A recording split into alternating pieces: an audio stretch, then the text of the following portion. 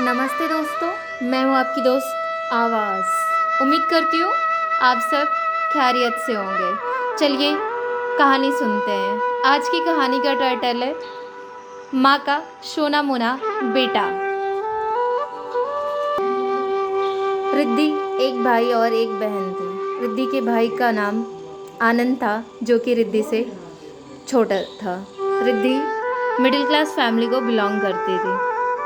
बचपन से रिद्धि पढ़ने में बड़ी ही होशियार, काफ़ी मेहनती, घर आकर माँ का किचन में भी हाथ बटाती।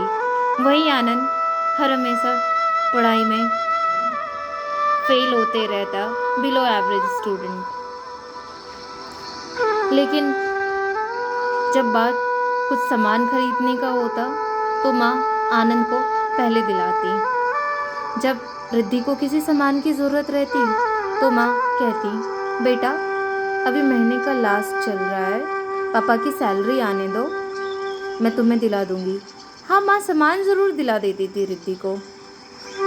वहीं जब बात आनंद की आती तो माँ फट से सेविंग्स के पैसे में से निकाल के आनंद को सामान दिला देती। दिन बीतता गया, रिद्धि आनंद बड़े होने लगे।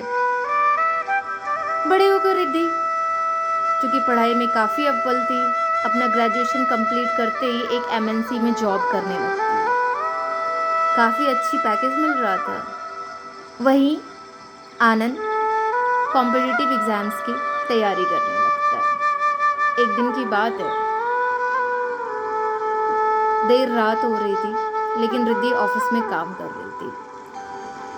जब रिद्धि ऑफिस की कैंटीन में खाने गई तो कैंटीन का खाना ख़त्म हो गया था, क्योंकि रिद्धि को काफ़ी लेट हो गया था कैंटीन आने में। वो काम में अटक गई थी कुछ।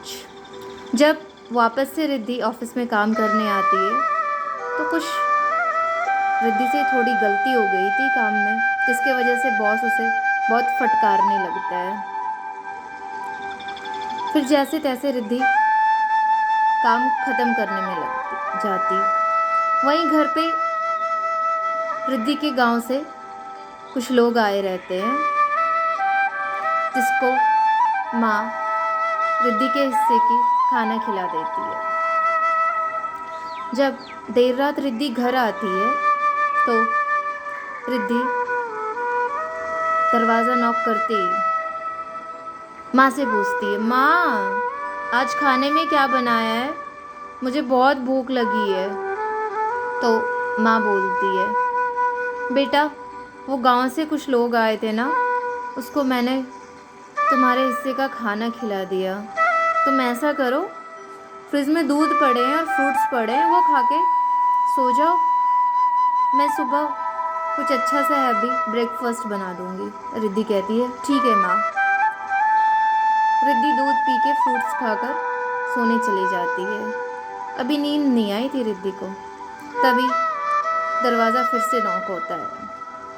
इस बार रिद्धि का छोटा भाई आनंद दरवाजे पे था, जो अपने दोस्तों के साथ घूम फिर कर घर वापस आया था। आनंद दरवाजे पे आते ही कहता है, माँ आज खाने में क्या बनाया है, मुझे जोरों की भूख लगी है, माँ जल्दी दरवाज़ा खोलो।